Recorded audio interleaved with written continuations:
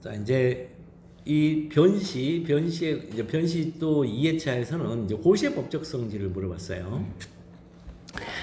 고시의 법적 성질을 이제 왜 논해야 되는지 그 필요성을 먼저 찾아야 돼. 아니, 그러니까 고시의 법적 성질을 논하시오 이렇게 했는데 왜 논해야 돼? 그것은 바로 앞문장에 있어요. 바로 앞문장. 그 바로 앞문장이 갑은 고시에 대하여 다투고자 한다. 이 다투고자 한다 때문에 법적 성질을 논하는 거예요. 아, 다투는 대상을 정하는. 그러니까 지금 갑은 고시에 대해서 다투고자 하는데 이 고시가 일반적 그러니까 법령 보충적 행정 규칙인 고시이긴 한데 일반적 상대적 고시라면 그러면 당연히 명령 규칙 이연 위법 심사로 가야죠.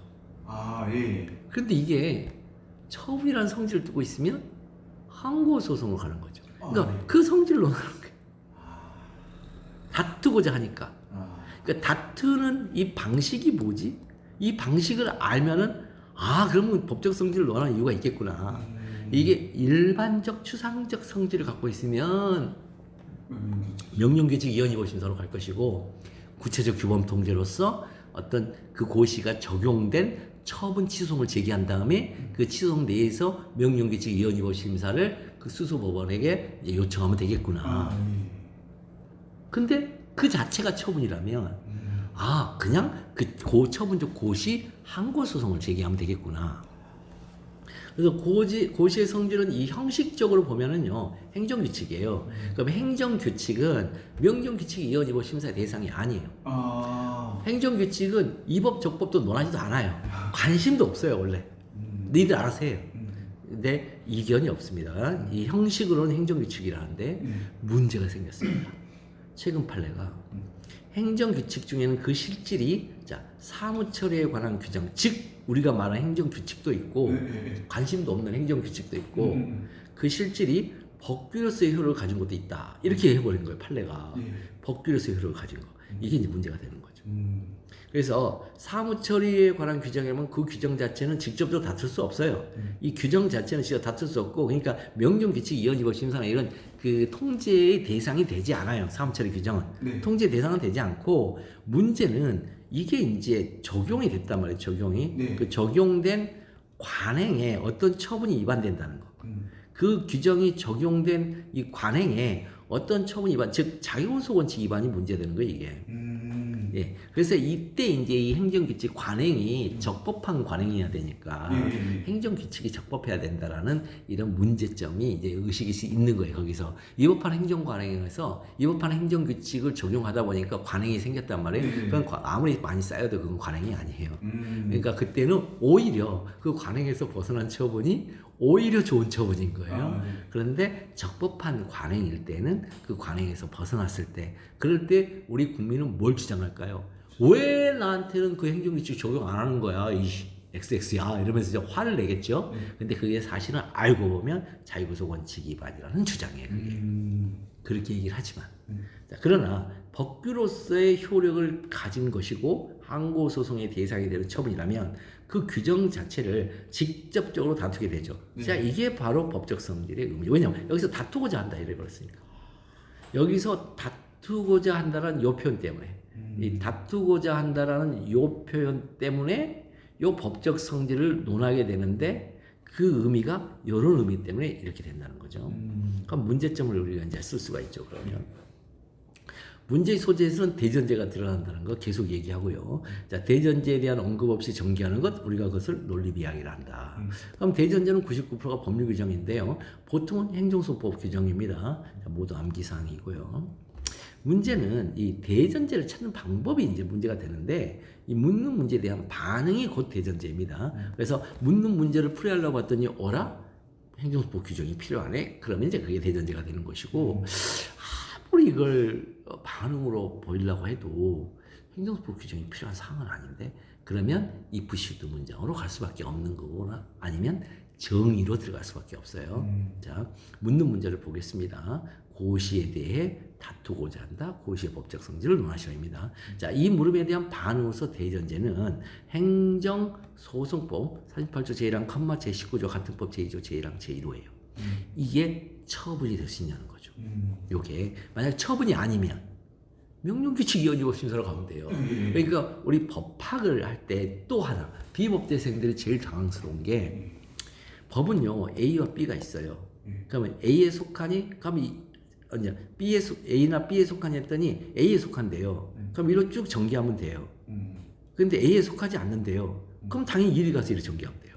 근데 당연히 이리 가야 되는데 여기서 또 정의를 내린다면 여기다가 되는지 안 되는지 여기서 또 평가를 또 하려고 그래요. 아, 그럴 필요가 없는데 이게 흑백 논리라는 굉장히 이제 심각한 비난을 하긴 하는데 현재 법이 이러니까 어쩔 수가 없어요.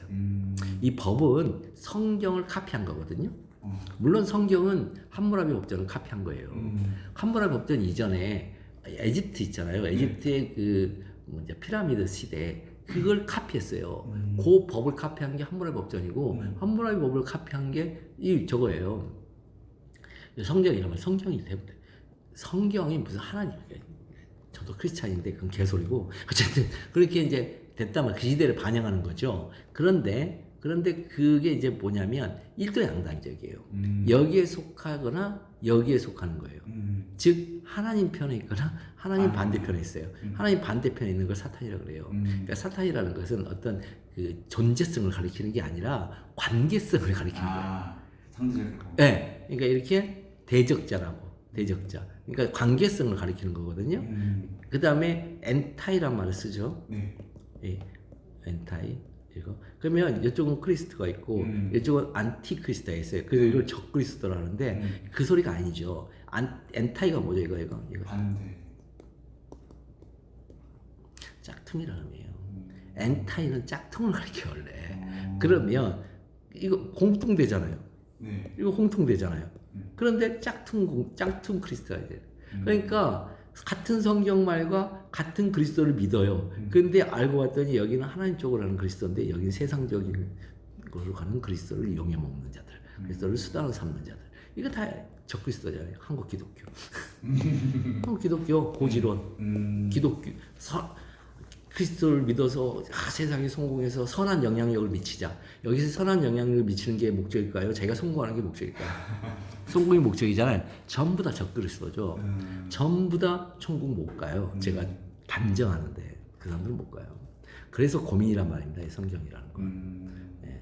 어쨌든 자 그래서 이렇게 여기에 해당하면 대전제 여기에 해당하면 한국으로 갈 것이고 여기에 해당 안 하면 당연히 일반 추상성을 띠고 있으니까 이제 명령규칙 입법심사로 가버릴 것이고 그렇게 가면 되는 거예요. 그냥 너무 쉬워요. 공법관계에 들어오잖아요. 이번에 노무사 시험에서 나왔는데 공법관계, 사법관계냐 공법관계에서의 분쟁이냐를 따져요. 공법관계에서의 분쟁이다. 그러면 처분이냐 했더니 처분이 아니래. 그럼 당사자소송. 그냥 당사자소송. 근데 처분이야? 한국소송. 너무 심플해요, 구조가. 근데 그 일도양단적 사고를 모르면 이게 처분이 아니야? 그러면 이게 그 처분으로 인한 공법관계에 관한 분쟁이야? 아니면 그 밖에 공법관계에 관한 분쟁? 이러면서 또 거기서 또 따지게 된다고요. 그러면 해설해주는 나를 설득하려는 답안 구성이다라고 해요, 평가자가. 점수 진짜 낮은 거죠. 그러니까 일도양단적 사고를 가지고 있어야 돼요. 그래야 열세줄 안에 다 쓸 수가 있습니다. 그럼 문제는 고시가 행정작용 중에서 과학사 행정행위냐는 거예요. 과학사 행정행위면 그 즉시 처분입니다. 100%. 근데 고시는 행정입법이에요.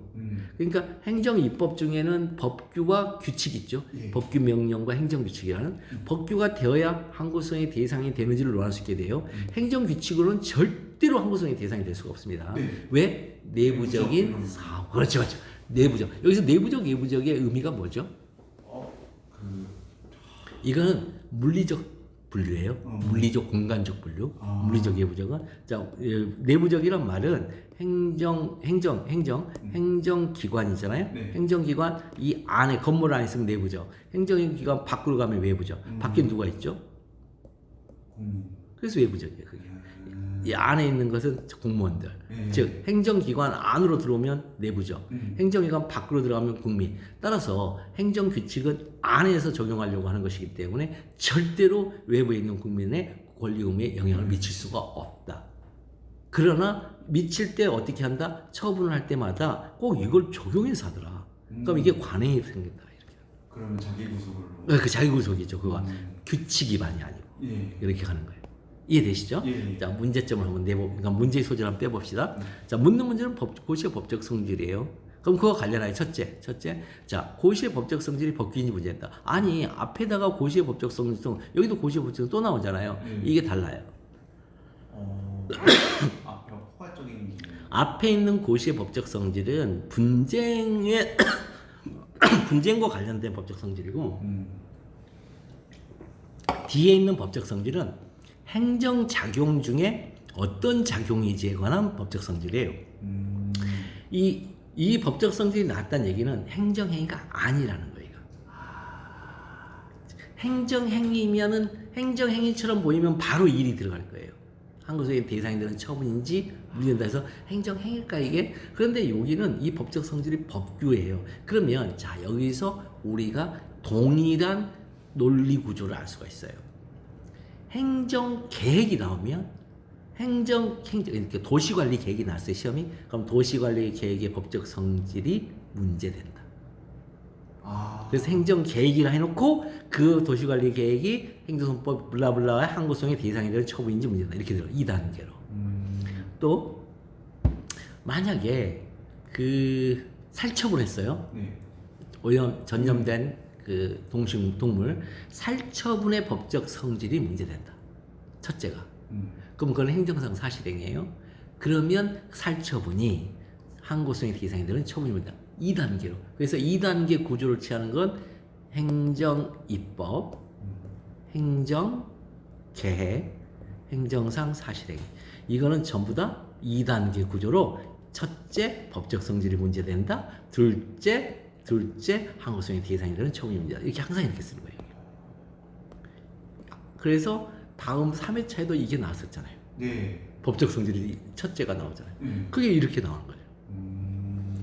법학 답안은 항상 정해져 있어요. 말로 하는 수학이라서 공식이 정해져 있어요. 각 문제별로 풀이법이 정해져 있는데 그 풀이법을 안 가르쳐주니까 문제죠. 자, 이 문제점이 돼요. 그럼 이 물음에서 논하라는 고시의 법적 성질은 항고소송을 다툴 수 있는 성질을 가지고 있느냐에 대한 물음이고, 그 다음에 첫째 고시의 법적 성질은 형식은 행정규칙인데 그 실질이 법규 소유를 가지고 있는지를 묻는 물음이에요. 같은 단어가 반복되어 있어 동어 반복은 아닙니다. 그러면 이제 문제 소지에 있다는 목차들은 형식 논리의 일관성을 유지하라고 그랬죠. 즉 표현을 그대로 유지하라는 얘기죠. 그래서 고시의 법적 성질 2번, 3번 고시가 행정소송법 제38 제1항 컴마 제19조와 같은 뭐 2조 1항 1호 제1호에 의하여 항고소송의 대상이 되는 처분인지 여부 이렇게. 그래서 이제 고시의 법적 성질을 한번 이제 또 해결해 보자고요. 또 모두에 말씀드린 것처럼 판례가 답이에요. 그러니까 문제의 소재에 뒤따라서 전개되는 목차의 하위 목차들의 기본형은 판례, 소결, 판례, 산의 경우에요. 그럼 고시의 법적 성질을 하는 판례예요. 판례 이거 외우셔야 돼요. 그래서 판례. 자, 수임행정기관이 수임행정은 뭐냐면 임무를 받은 행정기관이죠. 행정규칙의 형식으로 자, 그 법령의 내용이 될 사항을 구체적으로 정하고 있는 경우, 그러면 행정규칙의 형식이 뭐냐가 중요하겠죠. 행정규칙의 형식은 특히 고시훈령이죠. 훈령, 일일명령인데 고시훈령. 고시훈령의 형식으로 그 이 법령, 판례가 말하는 법령이 뭐죠? 법률과 그냥 법률 규정. 뭔가 비슷하게 갈 뻔했어요. 자, 이 법령이 법규 명령의 줄임말이 아닙니다만 알고 있는 것도 대단한 거예요. 이 법령은 법률 플러스 시행령이에요. 법률 플러스 시행령. 그래서 법률 플러스 시행령은 무조건 법규 명령이에요. 아시겠죠? 법률과 시행령은 판례가 동의로 와요. 둘이를. 왜 시행령을 법률로 동의로 볼까요? 대통령령이니까 헌법 제75조에서 하라는 거거든요. 헌법의 명령이죠. 그런데 이 헌법이 대통령한테 어떤 지위에서 이거 부여한 걸까요? 이게 대통령은 이중적 지위를 갖고 있다고 그래요. 네. 국가 원수로서의 지위와 행정부 수반으로서의 지위를 갖고 있어요. 행정부 수반일 때는 국회와 동의의 권력이에요. 근데 국가 원수로서의 지위일 때는 최고의 권력이에요. 권력 지위 중에 체계 하에서. 따라서 이중적 지위에서 가진 국가 원수가 했기 때문에 국회와 동일하다는 거예요. 그래서 국회가 만든 법률을 위임받아서 하긴 하지만 시행령도 법률이다라고 판례가 평가를 해줘요. 그러나 총리, 그 다음에 각 부에서 만든 것은 얘네들은 행정부 수반이 대통령 밑에 있는 똘마니들이잖아요. 그래서 여기에는 법규성을 인정할 수 없다 해요. 법규성 인정하는 건 하나밖에 없어요. 요건 이임했을 때만. 시행령에서 제2임했잖아요. 요건을 이임했을 때만 돼요. 그러나 효과를 이임해봐야 그건 행정규칙이에요. 그거 뒤에 가르쳐 줄게요. 그거 되게 중요해요. 그러면 자, 그러한 행정규칙, 즉 고시훈령은 자, 이거 외우셔야 돼요. 권부법, 행법, 구보, 권부법. 행법이가 구보를 하기를 권하는 법이다. 행법, 구법, 권부법. 행법, 구법, 권부, 행법, 구보, 권부법. 행정기관에 법령의 구체적 내용을 보충할 권한을 부여한 법령 규정의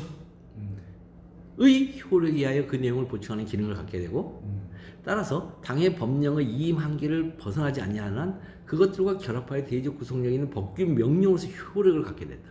형식은 행정규칙인데 그 실질은 법규 명령으로서 효력이라는 거예요. 이거를 행정법 교재에서는 행정규칙 형식의 법규 명령이라고 그래요. 그래서 학설에 위해서 실질설 형식설 나오는 거. 의미 없어요. 학설에 대해. 판례가 중요해요. 우리 법조인들은 판례가 중요해. 이성인이라. 그 얘기하다 말았네. 그 얘기하다. 그래서 제가 좀 곁다리 세서 그래서 대전제를 쓸 때 이 이성인이 아니에요. 공무원이 될 사람들은. 그 다음에 자격증을 따는 사람들은 이성인이 아니에요. 법조인만 이성인이에요. 그러니까 이성인들은 뭐만 제시해도 내용을 다 한다는 거예요. 대전제의 주소만 얘기해도. 그런데 짐승들은 평가자는 법조인이에요. 이성인이 평가를 하기 때문에 이성인 입장에서는 짐승들이 우리가 아는 내용을 알고 있을까? 그래서 그 주소만 제시할 게 아니라 주소 자체를 니들이 보고 베껴라. 그래야 이성적으로 우리가 판단이 가능해. 네가 제시한 걸 보고서. 그래서 다 평가하고 거기서 하나씩 빼내요. 소전제를. 그렇게 쓰게 돼 있어요. 507은. 그런데 우리 변신은 그렇게 쓰면 안 돼요. 주소만 제시한 다음에 거기서 자연스럽게 빠져나가는 거예요. 소전제들이. 그걸 내가 머릿속에서 빼내야 되는 거예요. 물론 이제 참조 좀 보면서 빼내는 건데 그걸 빼내는 그 작업을 해내는 것이 이성인의 작업이에요. 차이가 있어요. 그래서 13줄만 필요한 거예요. 그 다음에 학설의 대립이 필요 없어서 판례 소교로 쓰기 때문에 13줄로 충분하다고 보는 거예요. 그런데 채점 기준표 보세요. 거기에 다른 얘기들이 많이 나와요. 의미 없어요. 그건 의미가 없어요. 그건 뭐냐면 이 13줄을 그런 식으로 쓰면 80점 줄게. 80점. 나머지 20점은 내가 채점 기준표에서 말한 이런 곁다리들 논인데 너 이거 쓰면 13줄 안에 못 쓴다 이런 얘기예요. 그러니까 그거 다 데끼고 80%만 쓰라는 얘기예요. 앙꼬로. 자, 그런 얘기예요. 자, 어쨌든. 자, 그래서 요거 다 외우셔야 됩니다. 자, 그러면 소교는 이제 주어진 이해 사례를 보면서 판례 1대1 대응 관계를 만들어가는 과정이라고 했어요. 자, 그 과정에서 다이렉트하게 연결하는 경우도 있고 특정 법률 개념을 동원하여 연결하는 징검다리를 일단 만든 다음에 이제 만들어야 하는 경우도 있어요. 이제 모두 배워야 되는데요. 여기서 이 소결을 행하는 키는 행법, 구보, 권부법이에요. 요걸 찾는 거예요. 근데 제가 문제를 출제하면서 이걸 주어진 문제 이게 없어요. 그래서 소개를 쓰기 어려웠습니다. 근데 사실은 기출 문제에서는 줬어요. 네네. 확인해봤습니다. 그죠? 법에 46조, 령에 25조, 합치면 법령. 그 법령 규정.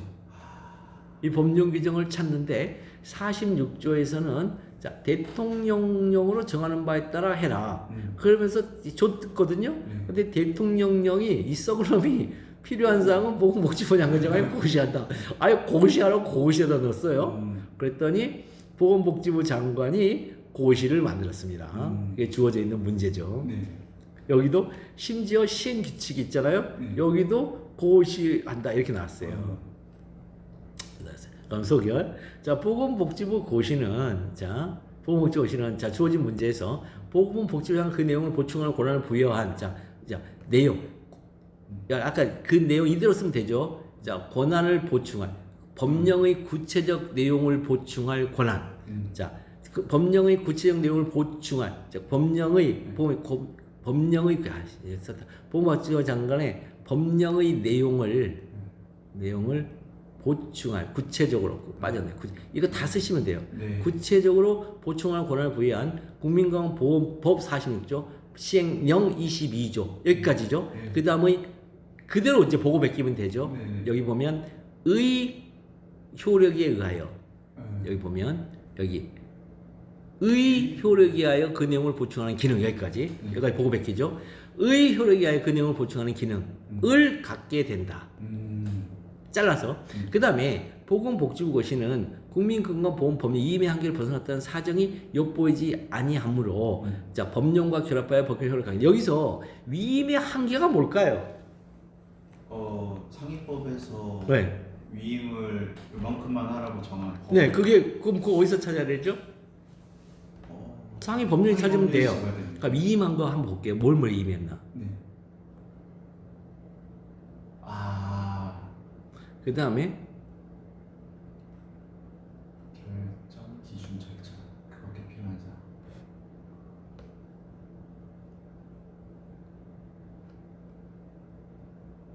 이렇게 해서 했잖아요. 네. 이 밖으로 벗어났다는 얘기가 없잖아요. 이게 위임의 한계. 그러니까 여기서의 위임의 한계는 외형적 한계를 가리켜요. 내용의 한계가 아니라.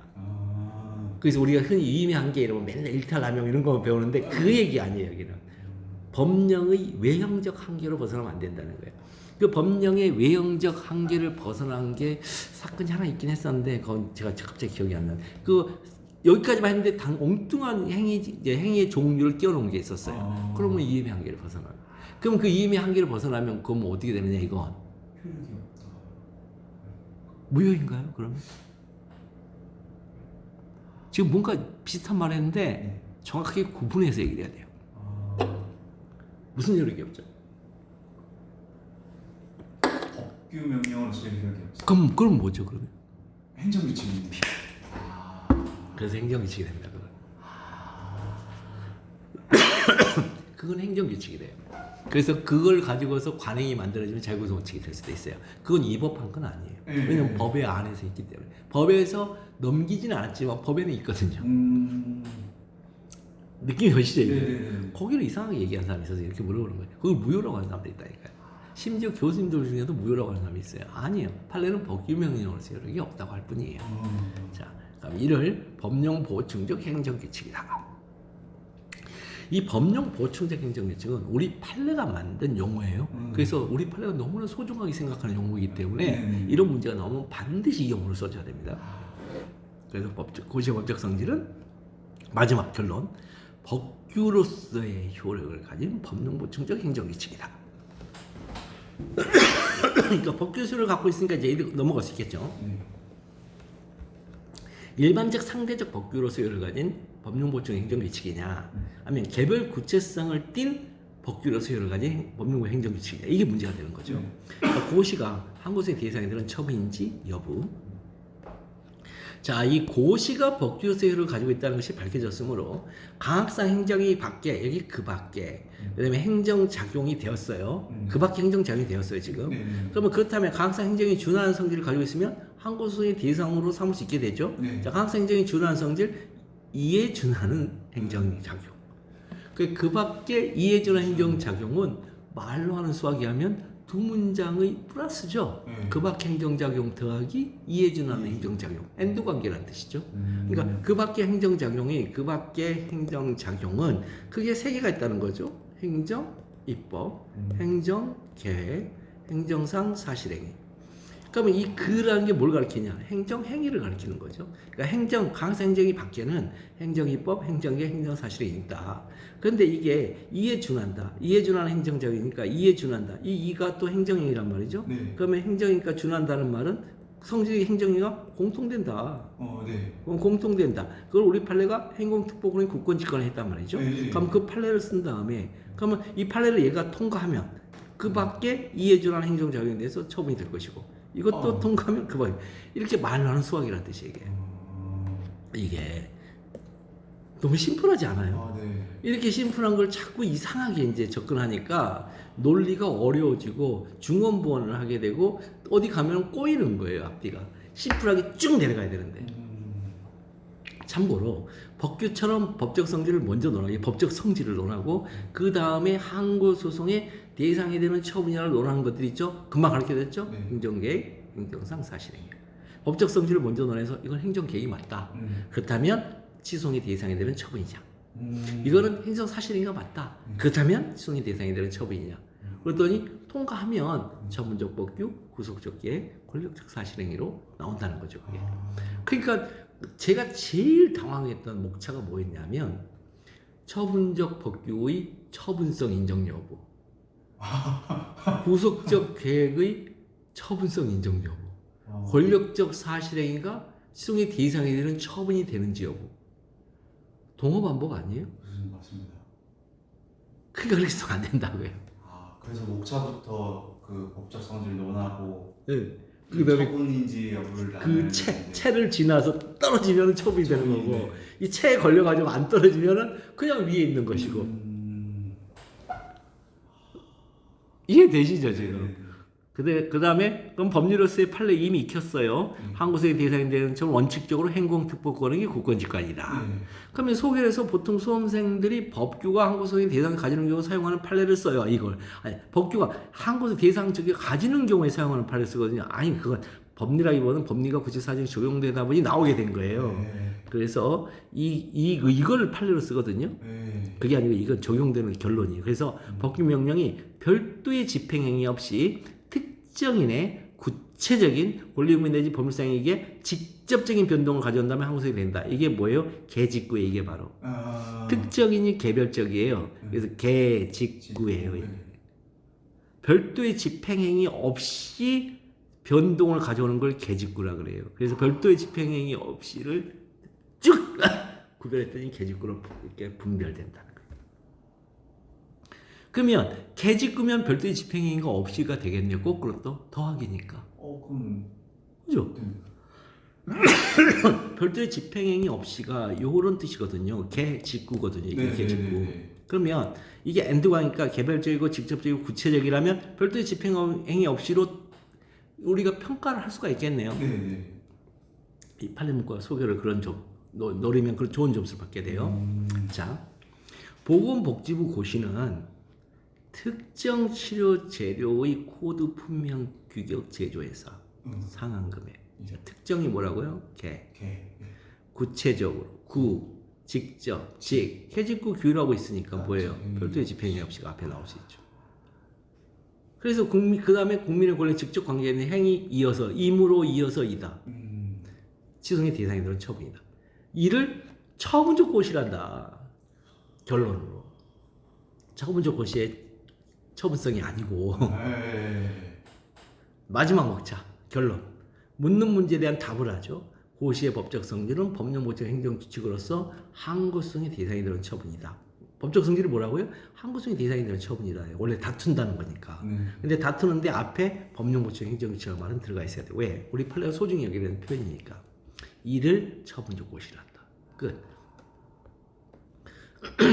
자, 보내준 답안을 보면서 이제 코멘트 한번 해보면 문제점 쓰는 부분은 정말 개선되고 있어요. 왜냐하면 대전제에 대한 고민을 좀 하는 것 같아가지고. 문제는 행정규칙의 법적 성질을 논할 때 재량준칙임이 원칙임을 하면서 이제 재량준칙 따졌더라고요. 이건 논할 필요 없죠. 행정규칙은 근본적으로 재량준칙의 가능성이 매우 높아요. 왜냐하면 재량 영역에서 사무처리 규정이 나오거든요. 왜냐하면 재량 영역에서 사무처리 규정이 안 나오잖아요. 그러면 각 담당자마다 중구난방식으로 재량 행위를 하게 돼요. 그러니까 사무의 통일성을 기하기 위해서 이 행정규칙이 나오게 돼 있어요. 당연히. 왜냐하면 이 상급자가 괴로워요. 밑에 애들이 중구난방으로 해버리면. 그래서 상급자의 이런 통일성, 통일적인 어떤 우리가 흔히 말하는 국정 철학에 입각해서 통일적인 이제 지침들이 나오면 거기에 따라서 이제 이런 행정규칙이 나오게 돼 있어요. 다만 그 예외가 법규로서 효력을 가지는지를 논증해야 돼요. 그러니까 예외, 행정규칙으로서 재량준칙에 해당하는 지역은 득점 요소로 전혀 기능하지 않습니다. 이 표현이 나와버리면. 그다음에 그다음에 재량준칙 할 때 행정청이 어떤 판례가 있냐면 이러이러한 행정작용은 재량행위임에 분명하다. 그러면서 이 재량행위에 있어서 이 사건 지침은 이 법원으로서는 존중할 필요가 있다. 이런 판례가 있거든요. 네네. 그거는 행정청의 재량준칙을 존중하라는 거예요. 행정청이 준수하고 있으니까 법원이 아. 행정청의 재량준칙을 함부로 폐기하지 말고 준수하는 것을 적용한 것을 좀 참조하면서 해주라는 거죠. 그러니까 뭐냐면 존중해주라는 거예요. 이 존중하라는 것은 그것이 무슨 적법하다 이런 그 얘기가 아니에요. 그 얘기가 아니에요. 그걸 적용하게 된 것 자체에서 뭐가 생길 수 있다? 적법한 관행이 생길 수 있다라는 이 관행의 적법성을 일단은 인정하고 들어가 보라는 거예요. 그게 그런 의미인 것이지 그것을 무조건 법규로서 취급 이렇게 심지어 얘기해요. 법규인 것처럼 그런 얘기 아니에요. 그냥 존중하고 법규성이 되는 건 다른 얘기예요. 자, 소개 이 사건 고시는 상위법의 임에 따라 그 세부 사항을 정한 것인지 알 수 없으므로 명령 법규의 행정규칙 할 수 없다는 소결론이 내려졌어요. 왜냐면 제가 출제 오류라서 이제 그런 건데 문제는 더 이상 처분성 논증 할 수 없어요. 그러면. 맞습니다. 예. 오늘 그걸 들은. 네. 문제는 그 다음 목차로 처분적 고시로서 처분성을 갖는지 여부가 이어지고 있는데 향후 논증은 오히려 감점 요소가 됩니다. 이런 경우 리걸 마인드 부재라는 이제 평가를 받게 돼요. 그래서 근데 많은 부분에서 빠르게 개선이 되고 있어요. 제가 이제 로스쿨 우리 학생들 이렇게 클리닉 가면요 항상 놀라는 점이 있어요. 공부를 너무 잘해요, 사실은. 그리고 이해라든가 이런 습득력이 스펀지처럼 쫙쫙 빨아들여요. 왜냐하면 그만큼 로스쿨을 갈 정도면은 이 독해력이나 청해력이 굉장히 좋아요. 그리고 본인이 공부를 할 때 구조적 사고를 해야 한다는 것은 당연해요. 저걸 불문하고 전공을 불문하고 자기 전공에서의 구조적 사고를 하고 있어요. 근데 그 구조적 사고를 법학 구조적 사고로 살짝 컨버전만 시켜주면 돼요. 그 작업을 하는 게 클리닉인데 그것만 해놓으면 점수가 폭등해요. 제가 보기에. 그러니까 누구나 다 잘해요. 근데 안 되는 애들이 있어요. 안 되는 애들은 그 구조가 너무 단단해가지고 컨버전이 안 되는 사람들이 있어요. 그럴 때 제일 답답하긴 한데 그럴 때는 이제 윽박지르다시피 하면서 무조건 암기해라. 너의 장래를 위해서 암기해라. 이렇게 하는데 그것조차도 안 될 때가 있어요. 근데 다행히도 우리 잘 습득하고 또 이제 수용성이 강해서 되게 효과가 좋을 것 같아요. 오늘은 여기까지 하고 다음 3회차는 다음 주 화요일 날? 월요일 날인가? 우리가 만나는 게? 화금 다음 주 화요일 날. 다음 주 화요일 날 저녁에 나머지 하고 그 다음에 오늘 금, 토, 그 다음에 월 일요일 날은 없고 토월 또 세 문제 보내주면 그 세 문제 또 답안 작성해서 보내주면 동일한 걸로 이렇게 진행을 하도록 합시다. 오늘 수고 많았고 또 다음에 뵙시다.